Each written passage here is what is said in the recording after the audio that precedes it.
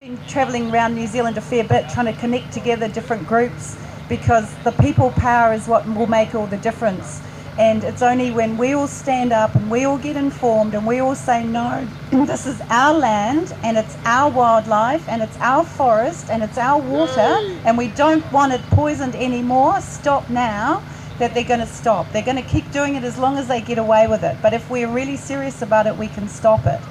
We've got these issues where the government has been serially removing the public from decision making. So I've been involved, I'm a lawyer but with a background in science. I've worked for the government in the past, I've worked for a whole range of different interests, and I've got a pretty good understanding of how the whole system works. And I've been watching it for about 30 years now, how they've gradually been excluding people from the decisions that affect us. They've even got the cheek at the elections to tell us what the election issues are. Well, hello, we're the people. We want to choose our own election issues, thanks very much. And the issues that are important to me, and I think to many of us, are the most important things of all. Our water, our air, our food, being able to be free to do the things that we want to do, and actually starting to pass some laws to get our government back into control so they work for us instead of them passing laws to control what we can do. So I've got this sort of general theme of people power in all the different areas that I'm working in at the moment. So I'm working with medicinal cannabis law reform, with 1080, and with trying to get a moratorium on the rollout of 5G radiation. So tomorrow I'm speaking about 5G from 4 o'clock till 6 o'clock at the Baptist Hall. Tracy's got more information about that. But today, 1080. Now there's so many concerns about 1080. There are so many lies about 1080. It's really hard for people to get informed. The good starting point is your own gut instinct. Is it really a good idea to spread poison over our land and our food? And our starting gut instinct generally would say, if poison is the answer, we're probably asking ourselves the wrong question. And that is where you get from your first gut instinct, and that is where you get when you spend 15 years researching it and getting through all the information, you get to the same answer. Poison is not a long-term solution for anything. As Alan said, it kills the birds, it kills our food chain. I've been helping the farmers down in Marpara who had 8 cows poisoned and 3 calves stillborn when Doc put 1080 poison on their land. Miscommunication about where the poison should go, where was safe, and we've just been in the process of an EPA whitewash cover-up inquiry. We're likely to get the answers officially within the next week or so, I expect. But watch out for that one. It's another example of if you ask the wrong questions and if you deliberately don't look at the critical information, you're probably going to find everything's fine. How can it be fine when they keep poisoning people's cows time and time and time and time again, and saying, oh, but you know, we've got nothing to learn from this? It's clearly not right.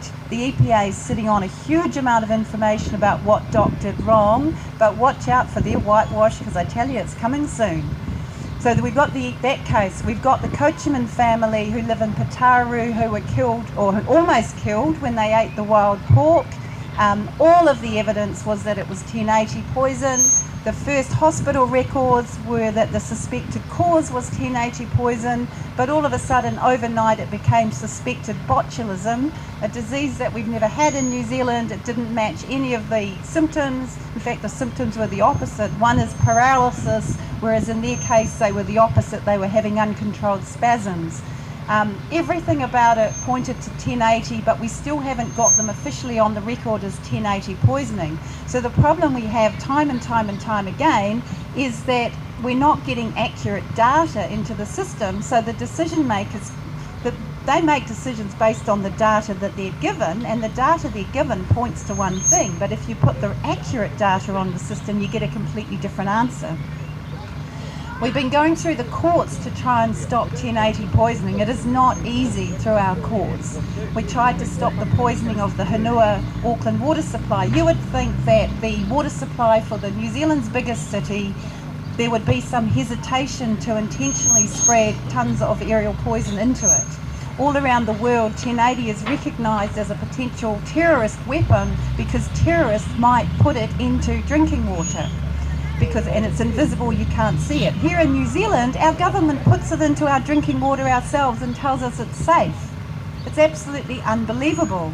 And the court said, despite volumes of evidence, that there was no evidence why they shouldn't put 1080 deadly poison into our drinking water.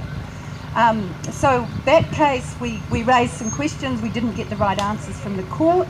We've been up to the Supreme Court in the Brook Valley case trying to get a ruling that you can't deposit 1080 poison onto the bed of a river because it's a substance that needs a resource consent. The Supreme Court earlier this year said that we don't think the law really means substance, we think the law means that you can't put structures on the bed of a river, even though the law says you can't put a substance on the bed of a river.